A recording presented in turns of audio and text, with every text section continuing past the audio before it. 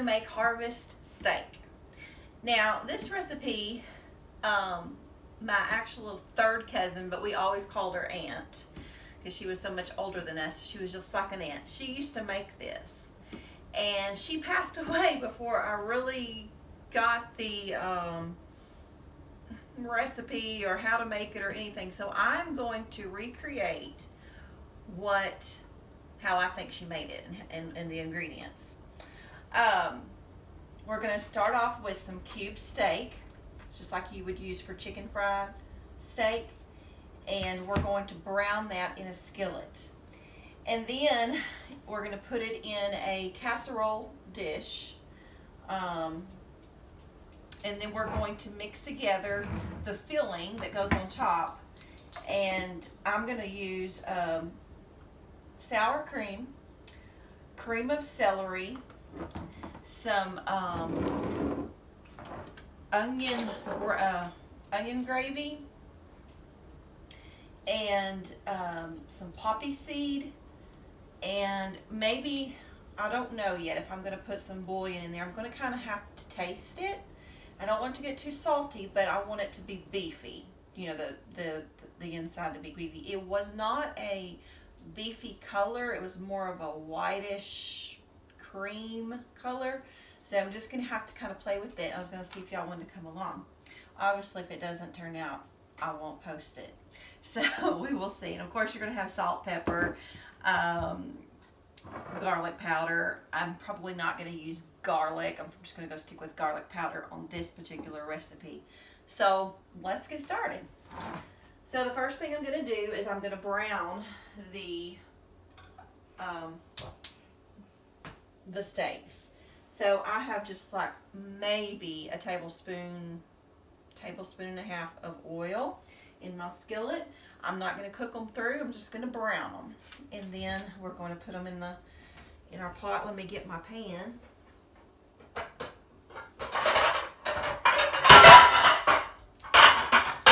Excuse it. And we're going to put it in that.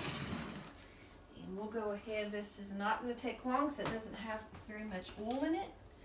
And we're just going to place them in there. Now, she would cut her meat into like little bite sizes, but I'm going to go ahead and brown this in its whole piece.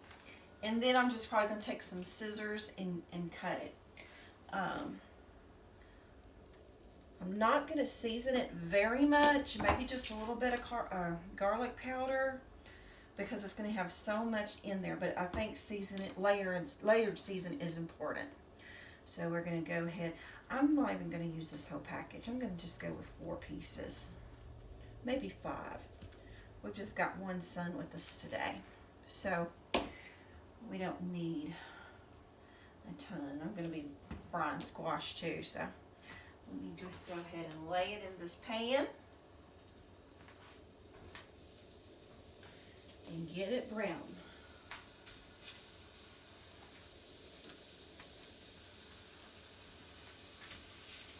Okay, I'm going to save these other four for another time. All right, I'm going to be right back after I get these. Probably going to cook them for maybe a minute and a half or maybe 2 minutes on each side. Not long.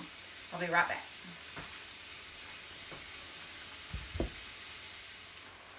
Okay, it's been a couple of minutes on each side, so I'm going to go ahead and turn that fire off and put them over here to start cooling down a little bit before I cut them. And obviously the longer you cook this kind of stuff, it gets more tender. So I'm just going to let that sit over there. I'm going to go ahead and save that little bit of juice there. Not a big deal if you don't, but okay. I'm going to put the whole carton of sour cream in here. She would make this for church gatherings, family gatherings. It was just very different, but really good. And like when I had Caleb, my youngest, he's 18 now, She asked me, she said, what do you want? I had had a C-section. And so she asked me, what do you want me to make you to eat? And I was like, make that dish you make that has the biscuits on top. And she just laughed. She goes, that? I thought it was good. So we're going to go, I'm going to start off with 2 cans and see how that looks. I didn't want to use cream of chicken because I didn't want it to have the chicken taste. I would prefer just the cream taste. We got celery, and celery's always good. So, okay, let's do another can.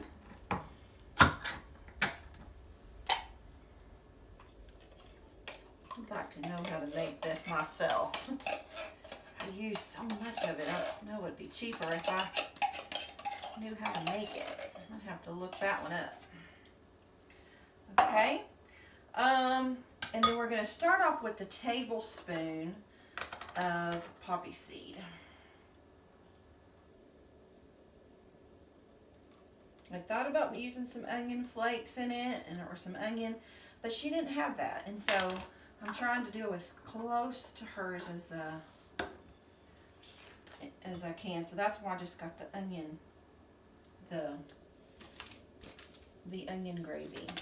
And I figured that could have like a beefy taste, or shouldn't have chunks of anything in there besides the meat. So, and I think I'm just going to put half of this in there. I don't want it to be too salty. Start off with half a package and just stir it up. Then I'll taste it.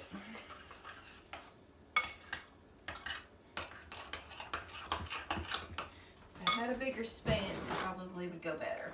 Let me get one out.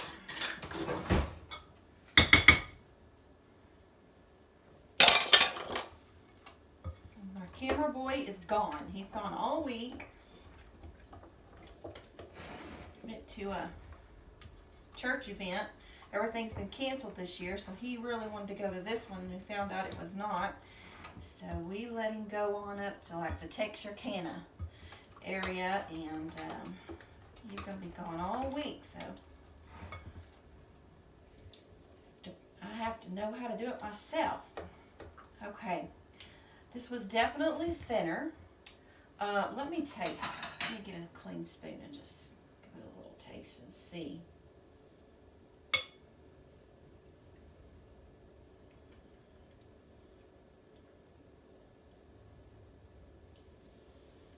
It needs more.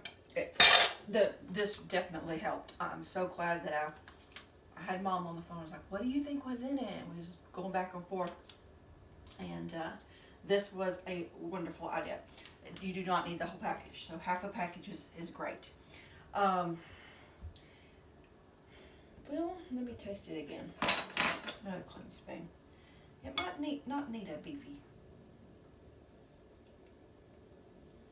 I actually think that's really good. But it needs to be a little bit more runny. I'm not going to add the 3rd can of cream of celery. So we're going to go with sour cream, the poppy seed, the half a deal of onion gravy, and 2 cans of cream of celery.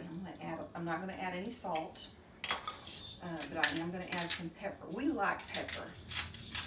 We're going to add pepper.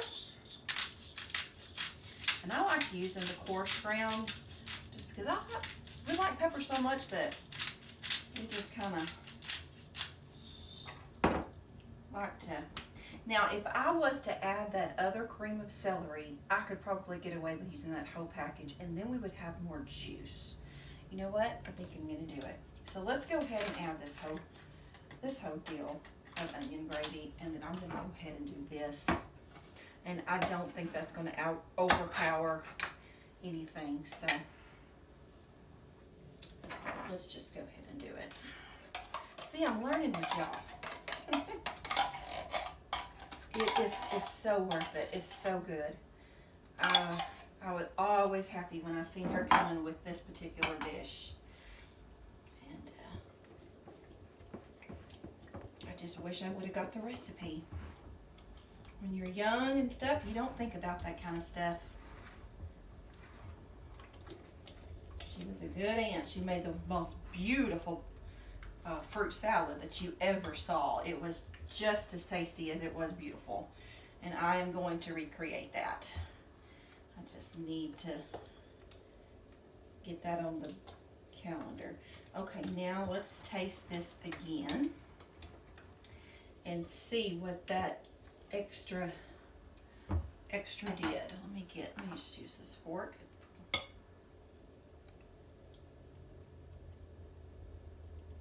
That's good. That's actually very good. Okay, so I'm going to put that aside and let's cut up this meat.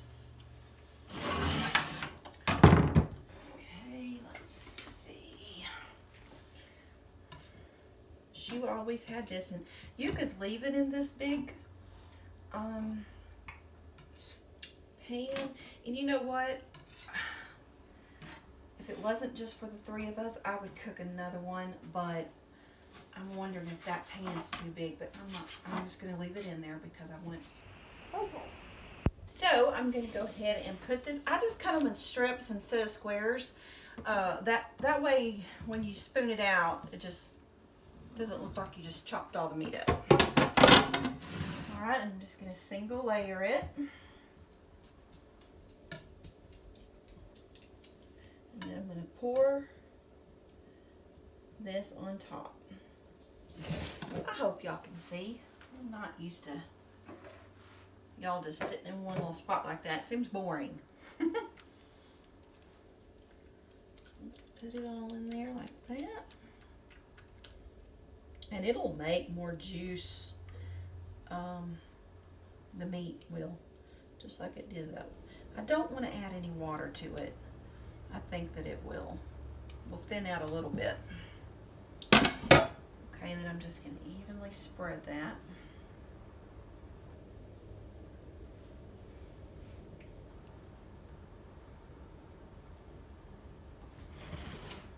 Isn't this easy? I just hope it tastes like hers. And it's been a good 15 years since I even had it. She's passed on, and so, okay. We got that all smoothed out. And now I do know this part. She did tell me that she used Bisquick. I'm not a Bisquick fan. I don't even remember the last time I had a box of Bisquick in my house. But since that's how she did it, I'm going to do it. And I'm just going to go off of the side biscuit recipe there. The only thing that I'm going to do different than this is I'm going to add some poppy seed to it because that's what she did. So I'm wondering, I hope y'all comment and give me some comments and stuff. I'm wondering if I should bake this for maybe 10 or 15 minutes to get this really good and heated through before I put the biscuits on. Because I don't want the biscuits to burn to try to get the meat done. You know what I'm saying? I think I'm going to do that. I'm going to go ahead and I'm going to put this in the oven. I'm going to say for about 15 minutes. And I'm going to do 350. How long does it say to cook these biscuits? Oh, not very long. I may go for 20 minutes. I'm going to go for 20 minutes in the oven for this. And then I'm going to make these up and stick them on top. And then we're going to bake it for, it says 6 to 10. So we'll do that. And I think that 30 minutes will finish that steak up and it'll be tender. All right, so I'm going to put it in the oven for 20 minutes. Okay, it's been in there for about 20 minutes. I'm going to just kind of see. Yeah, it browned just a little bit on top, but it's still got a good gravy consistency, and it did water down just a little bit. I knew it would with the meat. Meat always does. You put so much solution in our meat nowadays. But this looks so good. I am going to stir in that browned part just because I don't want it to get any browner than that. Oh, it smells divine. I think maybe it's going to be a success. I just hope it is. Okay, so I'm making the Bisquick biscuits just like the box, except I added about 3/4 of a tablespoon of poppy seed. So we'll just mix these up. And I used canned milk just so maybe it would be a little richer than just regular old Bisquick. I've never been a fan of Bisquick. So I don't, maybe using canned milk, maybe you need a little bit more. I like using canned milk to kind of make things a little better sometimes. I maybe should have used a spoon instead of I tell you, I am not together on this video as I usually am. So if this is your first time watching me, don't judge. Don't judge me by this one. This is definitely not my usual. I don't usually do experiments on y'all. I usually go with tried and true family favorites. But since this was a family favorite and we just didn't know how to do it, I just thought, well, why not? Okay, lesson learned. Don't mix that with the whisk. Let me get a spoon. Okay. Just gonna, and she would just kind of glob them up. They weren't in any kind of particular. This is the consistency I want right here. Kind of a sticky. So I'm just gonna do it the way I remember hers looking on top. It was just kind of just globbed on there. Yeah, just like that. And she usually had about 6 or 8 on there.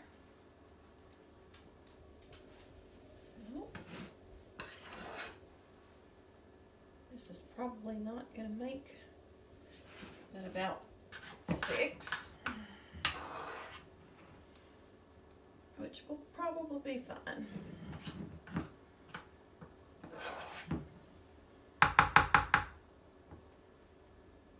If y'all know of this recipe or have seen it somewhere else, I sure would love it if you would tell me about it in the comments. She had to get it somewhere. Maybe she made it up. I don't know. I read somewhere one time that when someone dies, the whole library dies with them. Or is burnt. It's like a library being burnt down. Man, that is the truth. We need to take advantage of the time we have. Okay, so we got 6 biscuits out of that recipe that's on the side. And I added a lot more milk than they said a fourth of a cup. Goodness. I probably used 3/4 of a cup easy. All right, we're gonna get back in the oven and bake it until those biscuits start rising and turn brown. Okay, I just got this out. I cooked it for probably about 10 minutes to cook the biscuits. And I did the last couple of minutes spoon some melted butter on each one. But this looks like hers. So I'm hoping it tastes like hers. So here we go. Well, we ate quite a bit of it, so we liked it, but there was still something missing. And I can't place it. It's still delicious, and I would make it again. But if y'all have any suggestions on what I could do different, or what spice I could put in there, a hidden spice, I don't know. But it was good, and I hope y'all enjoy it. And we'll see y'all next time.